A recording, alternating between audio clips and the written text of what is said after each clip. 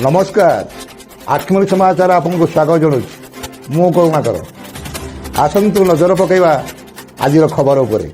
षोलपदा अंचल स्वतंत्र भोटर तालिका संशोधनर शुभारंभ। पूर्वतन विधायक को फॉर्म प्रदान कले तहसीलदार।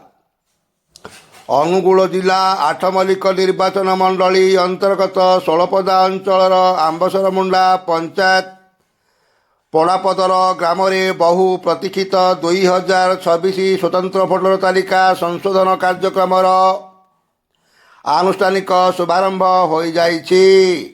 एही अवसर में स्थानीय तहसीलदार प्रसन्न टेरे पड़ापदर ग्रामर प्रतिष्ठित वरिष्ठ नागरिक तथा पूर्वतन विधायक रमेश चंद्र साई बासभवन में पहुंची सेठारे तहसीलदार श्री टेडे पूर्वतन विधायक को पुष्पगुच्छ और उत्तरीय प्रदान करी भावपूर्ण स्वागत संबर्धना जणाइबा सह तांकु संशोधन फॉर्म प्रदान करी एही महत कार्यक्रम शुभारंभ करथिले। एही कार्यक्रम मुख्य उद्देश्य हेउछि एक स्वच्छ और सठिक भोटर तालिका प्रस्तुत करिबा।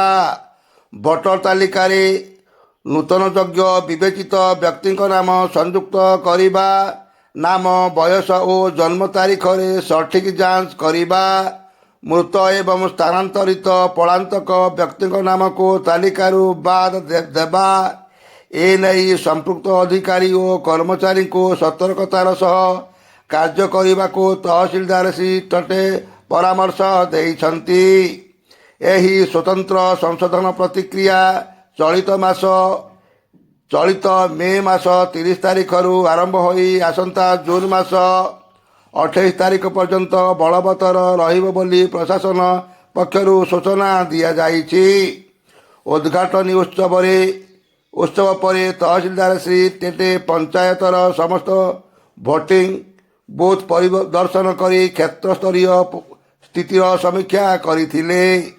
एही कार्यक्रम रे बीएलओ बीणाधर नायक, रंजन कुमार नायक, सुपरभाइजर प्रमोद कुमार नायक समेत अंचल बहु अंगनवाड़ी कर्मी और आशा कर्मी माने सक्रिय भाव सामिल होई कार्यक्रम को सफल करथिले। प्रशासन एही जनहितकर पदक्षेप को स्थानीय जनसाधारण उच्च प्रशंसा करिसंति। ब्यूरो रिपोर्ट आठ मल्लिक समाचार।